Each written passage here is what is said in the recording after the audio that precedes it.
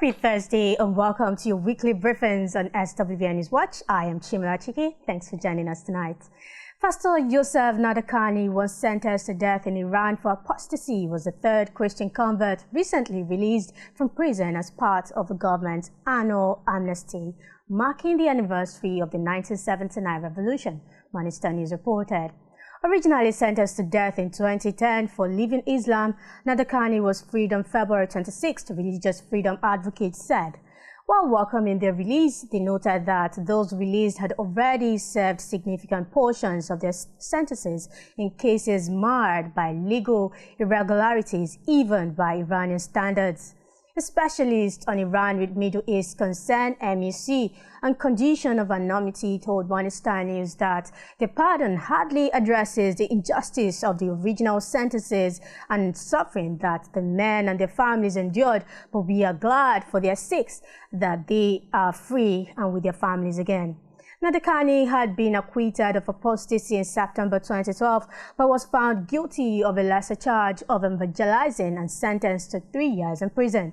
He was arrested again along with his wife in May 2016 when agents with the Ministry of Intelligence began raiding Christian homes and house churches in Rasht.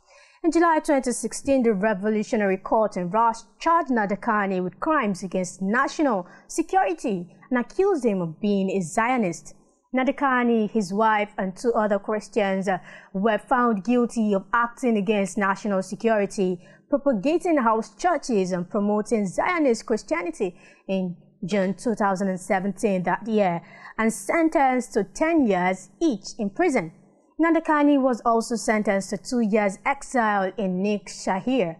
Nadakani remained free until officials arrested him at his home in July 2018 and took him to Evin prison to begin serving his sentence. Security officers assaulted Nadakani and his son during the arrest, according to MEC and other advocacy groups. Upon judicial review of his case, Nadakani's sentence was later reduced to 6 years.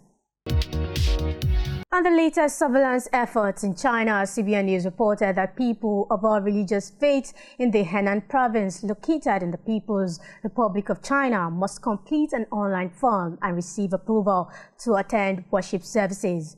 According to the religious freedom watchdog China Aid, quote, if religious believers want to attend services in churches, mosques, or Buddhist temples, they must make online reservations through an application called Smart Religion, developed by the Ethnic and Religious Affairs Commission of Henan Province. International Religious Freedom Summit co-chair Sam Brownback told CBN News that this new measure is to, quote, track them and shut the places down. The app is the latest attempt by Chinese Communist Party officials to maintain control over all types of religious gatherings. The Minister of Education in Kenya has initiated a campaign to address the perceived infiltration of the LGBTQ advocacy in schools, Africa News reported. The Minister of Education, Ezekiel Machogo, told senators that the new strategy will see the government establish chaplaincies in schools. There are fears the program could see students indoctrinated in line with LGBTQ ideologies and same-sex relationships.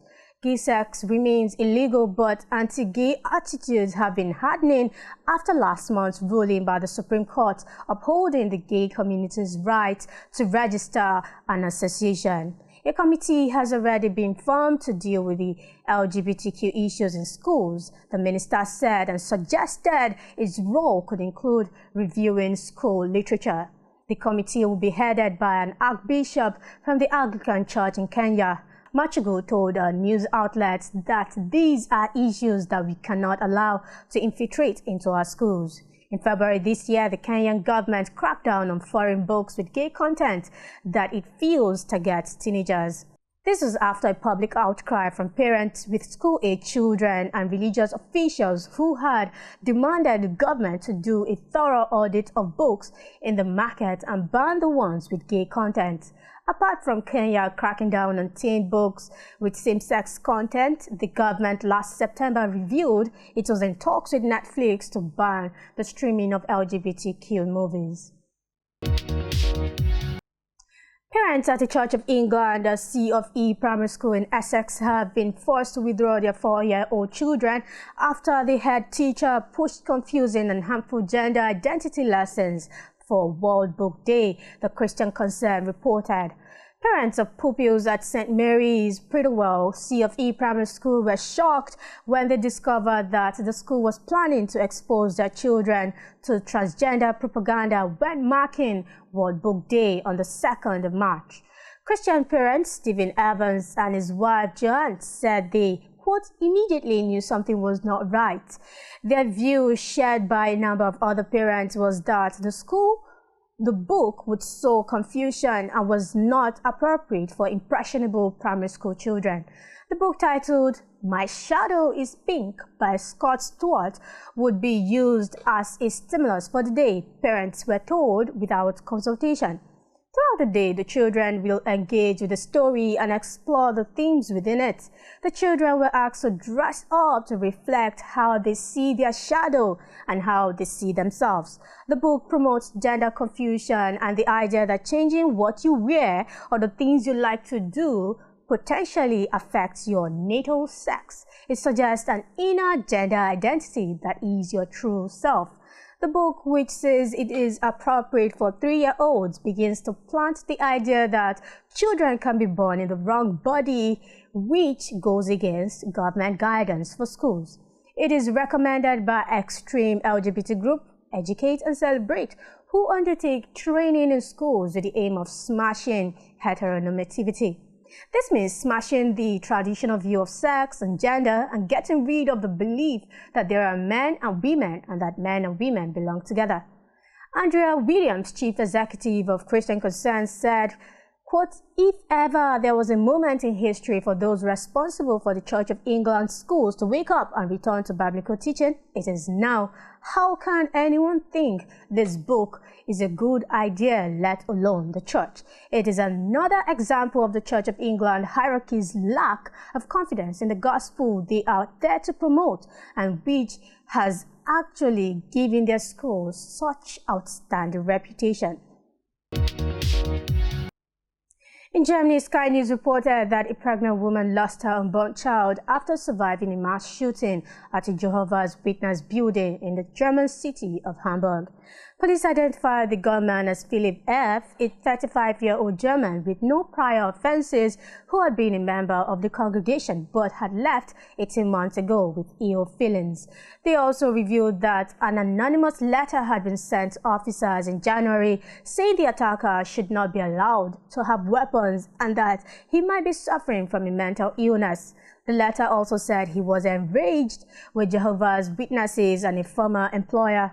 In response to the concerns raised, 2 police officers visited the gunman's apartment unannounced in February after receiving the letter to perform a check, but found he was cooperative and they did not remove his weapon.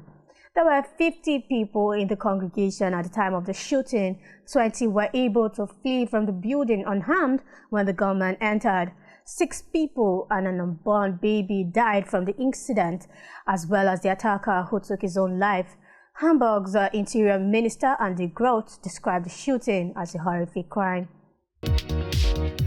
We've come to the end of tonight's edition of the SWBN News Watch. If you have any leads you want us to follow up on, please send an email to chimla.chike@swbn.tv or to standupwordstudios@gmail.com. Till we meet next Thursday 9 p.m., I remain Chimla Chike. Thanks for staying with us until now. Please stay tuned.